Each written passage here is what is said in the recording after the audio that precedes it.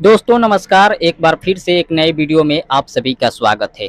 दोस्तों अभी के टाइम में अमरजीत जयकर को लगभग सभी लोग जानते हैं। वही अमरजीत जयकर जिनका एक लाइव गाना काफ़ी वायरल हुआ था और उसी समय से उनको काफ़ी ज़्यादा पहचान मिल चुका है। हिमेश रेशमिया भी अपने चैनल के लिए अमरजीत जयकर से गाना गवाए थे।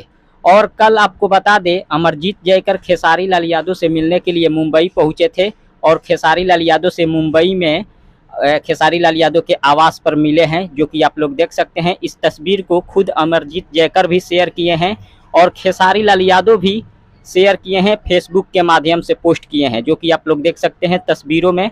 खेसारी लाल यादव के साथ अमरजीत जयकर, जो कि वायरल सिंगर के नाम से मशहूर है बिहार में, दिखाई पड़ रहे हैं, जो कि आप लोग देख सकते हैं। हालांकि अमरजीत जयकर किस लिए खेसारी लाल यादव से मिलने के लिए गया था, ये तो अभी खुलासा नहीं हुआ है।